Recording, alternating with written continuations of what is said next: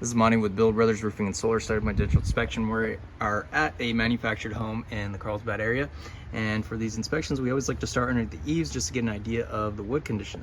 Eaves consist of the fascia board, we have the rafter tails, and then we have the starter boards. Now, eaves look very good. Didn't see any rotten wood, and this is very consistent throughout the entire perimeter.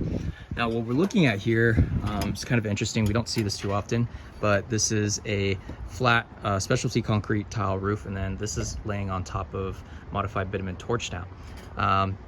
And one thing to note is there is no drip edge. You can see the gutters actually go up and underneath, kind of acting in place of the drip edge, but we don't have any drip edge. Drip edge is that metal flashing that goes on top of the fascia board and allows for proper flow anytime it rains, so it doesn't soak into that wood.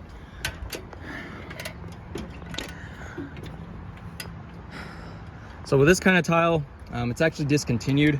We no longer use this tile anymore, and you can see it's very prone to cracking. It's really brittle, and so it breaks very easily. And then looking around the penetrations, we got the heat vent, we got the sewer pipes, we have mortar around here. That tells us, well, this roof is original. And look, you can take a peek at the torch down along the ridge line. You can see it's kind of an orangish color. But we have a bunch of chips, a bunch of cracks all over the place. You see the mortar getting in the crack. And the owner is actually having a leak going into the living room right around here. Now it's really difficult to determine where that leak is coming from, because it could be, multiple spots, right? Taking a look around here, we got a ton of weathering, and we actually have a sewer pipe right underneath here. So that's way too close to this wall. Same thing with this heat vent. And you can see the mortar starting to crack. So anytime we see those cracks, that makes it vulnerable to water anytime it rains. So that water is going to have very little difficulty getting up and under these tiles and into the roofing material, and possibly even the wood, especially if it's been going on for years and years, right? Again, we see same thing over here.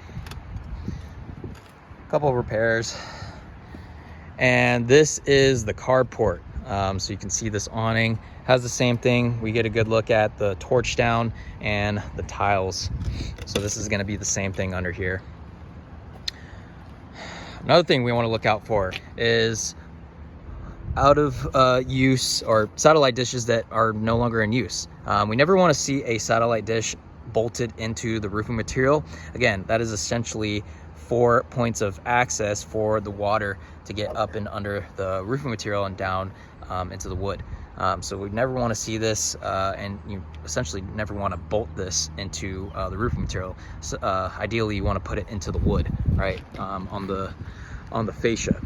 That's another example of satellite dish into the roofing material, but we do have an example of a properly installed satellite dish. So we see that over here. That is on the wood. It is not bolted into the roofing material. So just wanted to point that out. But yeah, this roof has gone past its life expectancy. We have multiple leaks on multiple parts of this roof, and it is low sloped, right? So our professional recommendation, we want to get rid of these tiles, okay? We want to replace this with shingle, and an important part on here is we want to add peel and stick. Because this is low slope, this is probably a 312, 212 pitch roof. It's very low slope. Anytime it rains, that rain is going to very slowly come off, all right? So we want to add a peel and stick, which is essential for allowing or preventing that water from soaking into the roofing material. And you can see just about every other house have shingle, right? So we want to put shingle on this. It'll have a nice aesthetic look. And then for this portion, we want to continue with the torch down. So we'll redo this torch down, get rid of these tiles, and this will be nice and watertight. So that's going to be our recommendation for this. We want to prevent any future leaks and you know, keep any damage to absolutely zero, and make sure this roof is nice and sealed for the rain. Thank you.